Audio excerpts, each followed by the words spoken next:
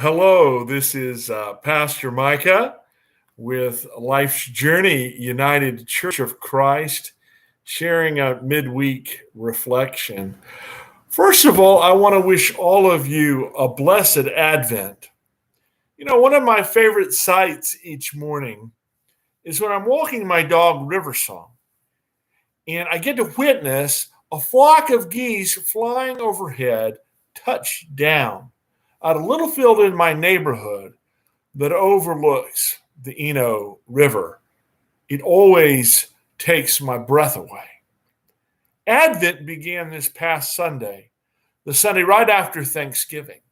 And it is a time when, as Christians, we remember all the ways God comes to us in our lives, including each time God touches down in our lives.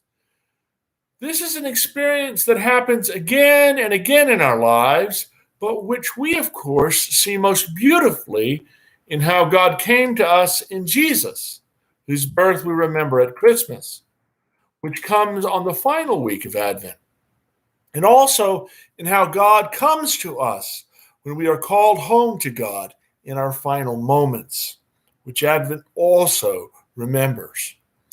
I hope as you celebrated Thanksgiving with your family and friends and also celebrated the first Sunday of Advent this weekend, you open yourself a bit more to where and how you can see God touch down in your life, not just at Jesus' birth or when you eventually go to heaven, but each and every single day.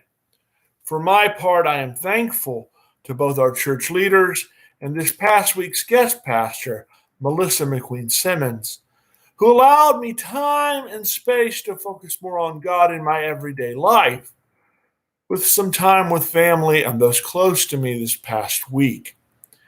As I think about the lessons of the past week in my own life, as well as the message of this season of Advent, I reflect on reading words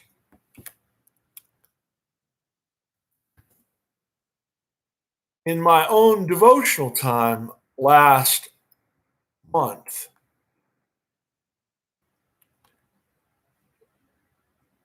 In addition to the Bible, I also take time to meditate and pray and read words of people in touch with the Spirit in all kinds of faith traditions most mornings. Last month, the words of Pema Chodron, a Buddhist faith leader, in her book, When Things Fall Apart, spoke to me. Listen to them. She writes, I get many letters from the worst person in the world. Sometimes this worst person is getting older and feels he has wasted his life. Sometimes she is a suicidal teenager reaching out for help. The people who give themselves such a hard time come in all ages, shapes, and colors. The thing they have in common is that they have no loving kindness for themselves. Recently, I was talking with a man I've known for a long time. I've always considered him to be a shy, good-hearted person who spends more time than most helping other people. On this day, he was completely despondent and feeling like a hopeless case. Intending to be facetious, I asked him, well, don't you think someone is worse than you? He answered with heartbreaking honesty, no. If you want to know what I really feel, it's that there's no one as bad as me. The most difficult times for many of us are the ones we give ourselves. Yes, it's never too late or too early to practice loving kindness. It's as if we have a terminal disease but might live for quite a while. Not knowing how much time we have left, we might begin to think it was important to make friends with ourselves and others in the remaining hours, months, or years. We can't attain enlightenment, she concludes, let alone feel contentment and joy without seeing who we are and what we do, without seeing our patterns and our habits. This is called matri, developing loving kindness and unconditional friendship with ourselves. Her words about embracing contentment, joy, and self-compassion toward ourselves connect well with me for the message of the Advent season. This is a busy time, falling as it does between Thanksgiving and Christmas, but a time as Christians we are called to find a way to slow down and center anyway. And in the midst of this busyness, to exercise self-compassion. During this season, we remember that God comes as Emmanuel, as God with us, only by slowing down and paying attention, which involves being kinder to ourselves and others. Can we notice the many ways God is touching down every day in our lives, not just at high moments like Jesus' birth and when we are reunited with God and others in heaven?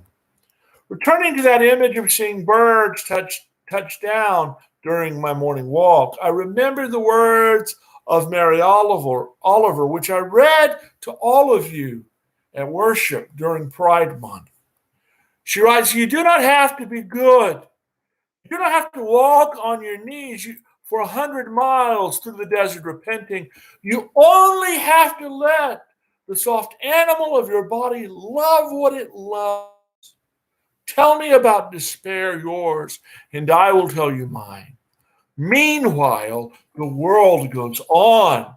Meanwhile, the sun and the clear pebbles of the rain are moving across the landscape, over the prairies and the deep trees, the mountains and the rivers.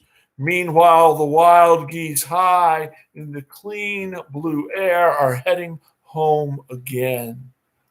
Whoever you are, no matter how lonely, the world offers itself to your imagination, calls you to, like the wild geese, harsh and exciting, over and over, announcing your place in the family of things. May we learn this self-compassion, this this loving kindness, recognizing ourselves and others, through whom and in whom, as ones through whom and in whom our God likewise, just like these wild geese, touches down as Emmanuel, as God with us each morning and each day. Amen and amen. I hope to see you this Sunday, and blessings on your Advent and on your Christmas season. Take care.